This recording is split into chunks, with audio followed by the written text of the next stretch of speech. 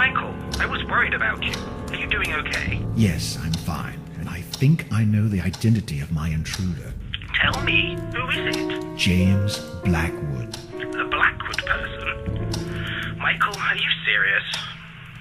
That the ghost of the murderer is roaming the house? I'm not talking about his ghost, Jerry. I'm talking about him. What the heck do you mean? I mean James Blackwood himself, alive in this house. What?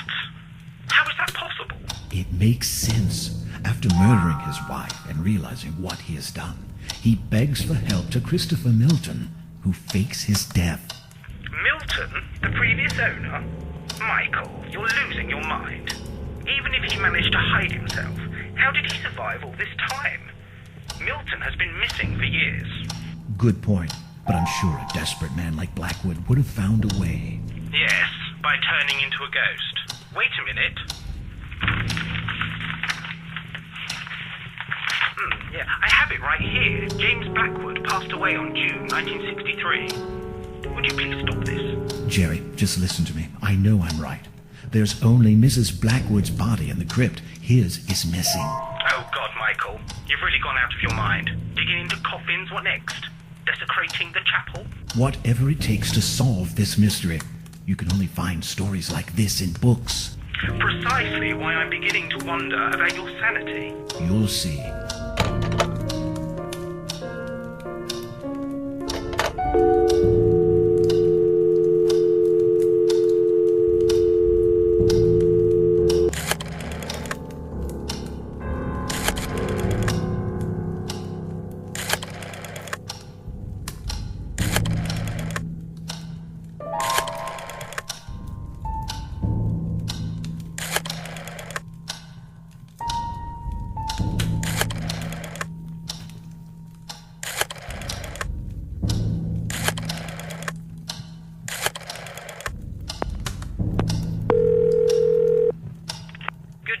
The National Bank of Northumberland. Robert Blake speaking. Hello, Robert. I need some help.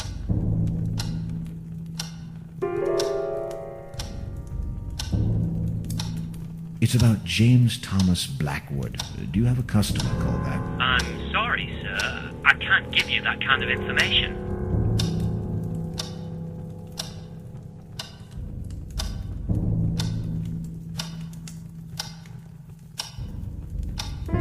My name is Christopher Milton, a renowned doctor and good friend of the Blackwood family, and I demand some respect. All right, sir. Please, just hold on for a few moments. Ah, yes. I have a customer listed as James Blackwood here.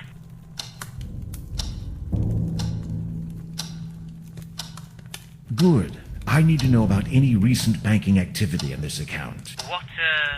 What kind of banking activity, sir? Well, you tell me. Any withdrawals, payments? Look, sir, I'm really sorry, but I can only give that information to Mr. Blackwood himself. So that means the account is still active? Well, yeah. It means I can't give you this information, sir. You said your name was... I won't waste your time anymore. Good day.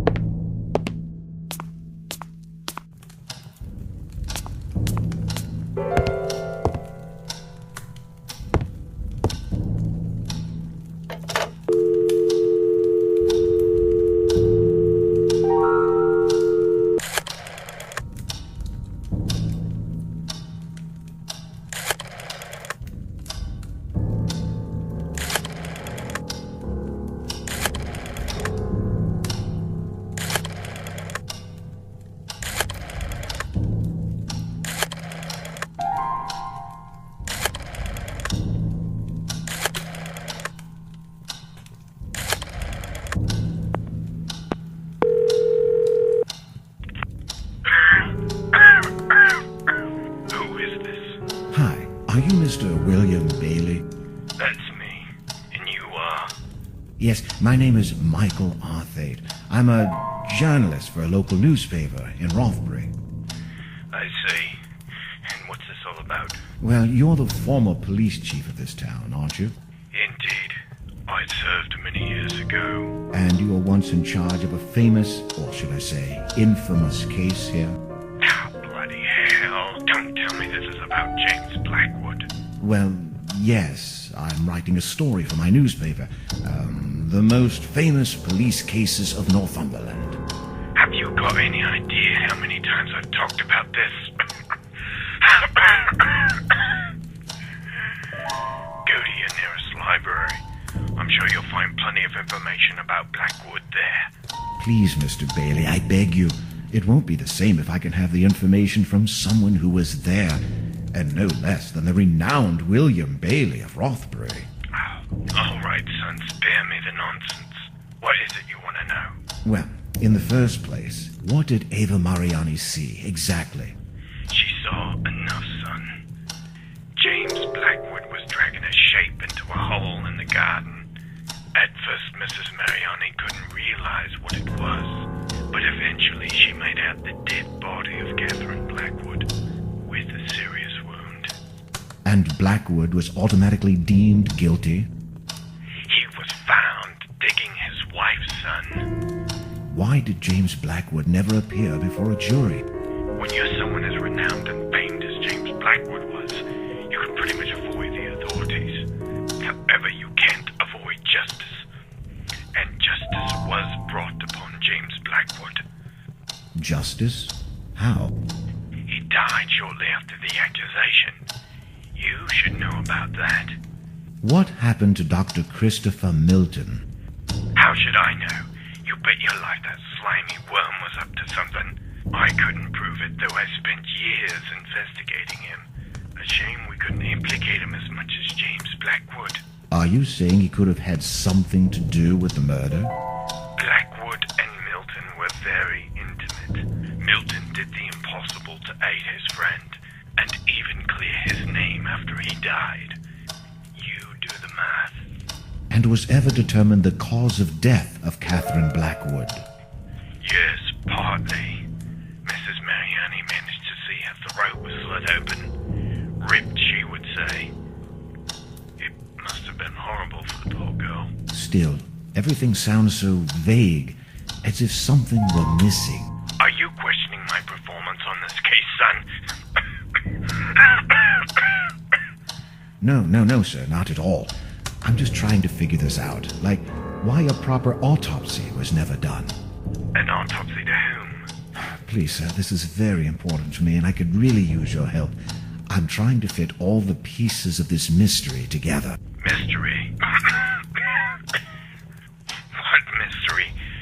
You must be one of those people that just love splitting hairs, don't you? I don't think I understand, sir. Listen, son, that cold-blooded bastard murdered his wife, God knows why. But he and his fancy doctor did the impossible to hamper our investigations. You don't have to be a brilliant detective to realize Blackwood did it. There's always a reason behind a murder. Nobody has ever found out why Blackwood did what he did. Psychopaths don't need any reasons. And James Blackwood turned into one, precisely. There's got to be something else. I can't believe Blackwood flipped just like that one sunny day. It doesn't make any sense. People flip, son. You could be flipping right now without knowing it. Well, then tell me how Blackwood reacted when you pulled his wife from beneath the ground. I beg your pardon. I mean Catherine Blackwood's body when you dug in the garden of the manor. Like I said, they hampered the investigation. We never managed to set one foot inside the manor. What kind of bloody journalist are you, son? But are you telling me you never actually retrieved the body? That's exactly what I'm telling you. Now, if you don't mind. But wait, this doesn't make any sense. Stop wasting my time, damn it. I was enjoying my retirement until you had the brilliant idea of calling me. I don't want to hear anything else about this case ever again. Please, Mr. Bailey, don't...